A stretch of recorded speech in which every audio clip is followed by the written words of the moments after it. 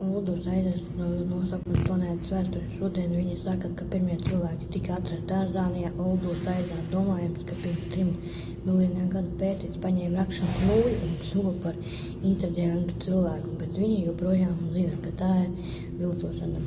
Evolūcijas ķēde, pētiķi un līdzīgi cilvēki, tas viss ir viltojums, kas ir Uldu vai pētiķi Āfrikas pāles vieta caur Tanzānijai, kas sākās Jordānijā, kur atradās Sodomas un Gomoras pilsēta, uz kurām krita dieva spriedumi. Ir pierādīts, ka tie ir parasti cilvēki, kuri cieta no kodolnieciskās sprādziens. Tie bija grēcinieki, kuri aizbēga no turienes tikai pirms 4000 gadu un paslēpās Uldos aizā, kur tika atrasti viņu bauvi.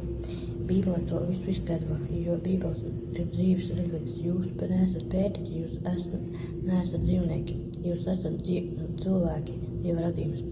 Jūs esat radīti pēc Dieva tēla un līdzības, un jums ir nepieciešama dzīves jēga. Ja tu attālināsies no Dieva, ko viņš ir devis, tiks iznīcināts. Dievs dod tavu apmeklē spēku veselību. Pretī mierīgas debesis Dievs dod visu, ir pienācis laiks nostāties Dieva pusē un izvēlēties Dievu. Tas ir ļoti svarīgi.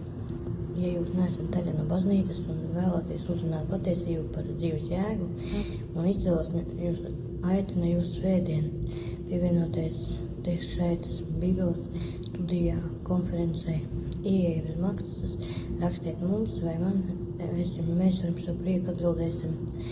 Palīdzēšu izveidot savienojumu, lai Dievs mūs svētī. Āmen.